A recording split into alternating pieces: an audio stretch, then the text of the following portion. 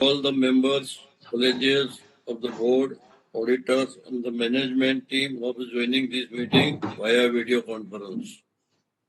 As we convene 38th annual general meeting of Coral India, I warmly welcome each one of you on behalf of the Coral India Board of Directors.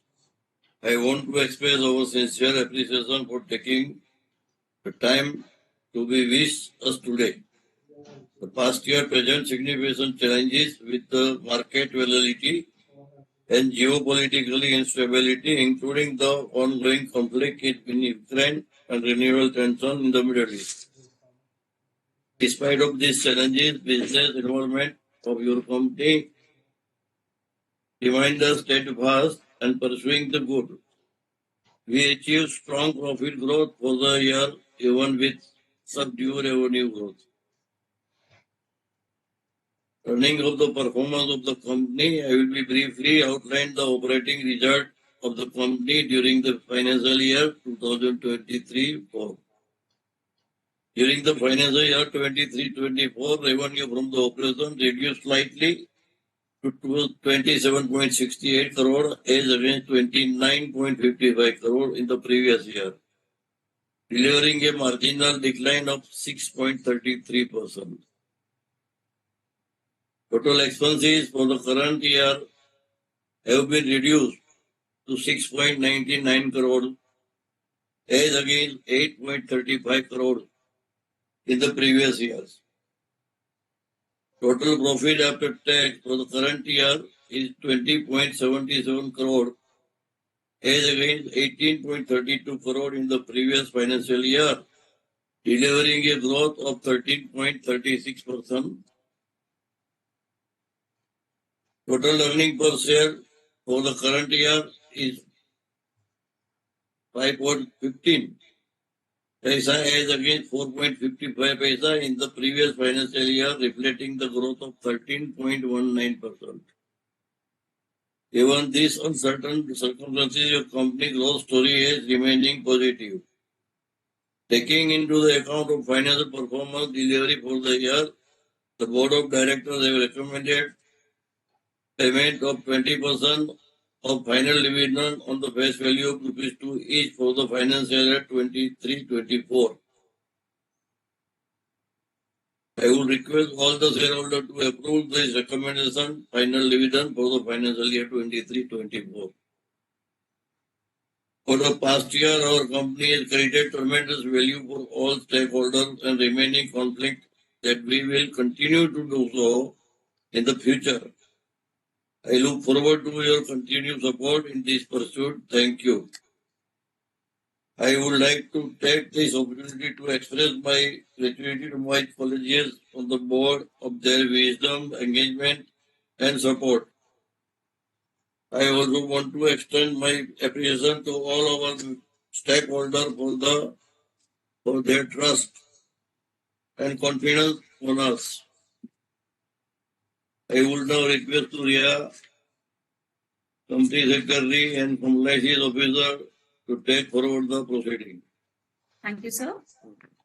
Moving on to the notice convening the annual general meeting, detailing the business listed as item number 1 to 5 and the annual report containing the audited standalone financial statements for the financial year ended 31st March 2024, along with the board's report and shown consistent growth over the past few years and is committed to maintaining this trajectory.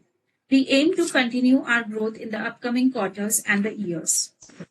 Regarding the CapEx plan, an ongoing project at Devlali, Nasik has an approximate project cost of rupees 10 crore to be invested over the next 2 to 3 years, subject to the necessary approvals from the regulatory authorities.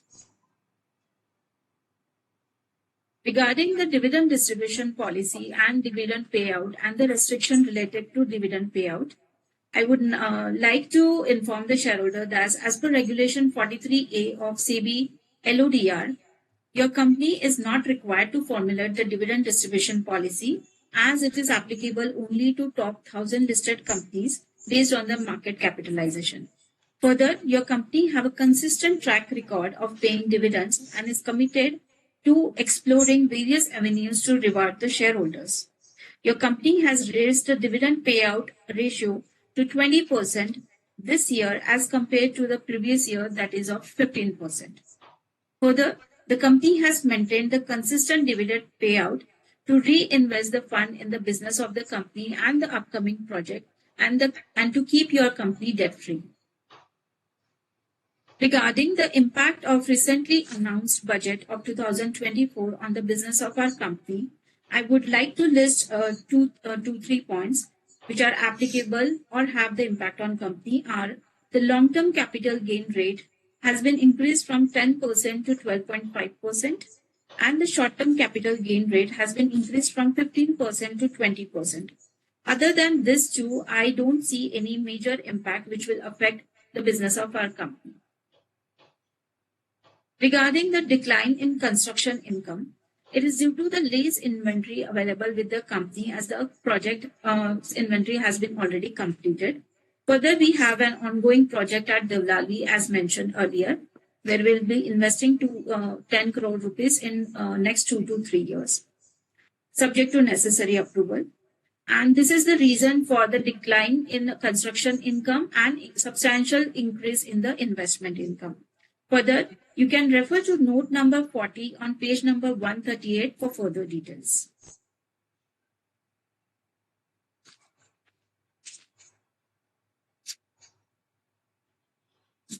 Yes.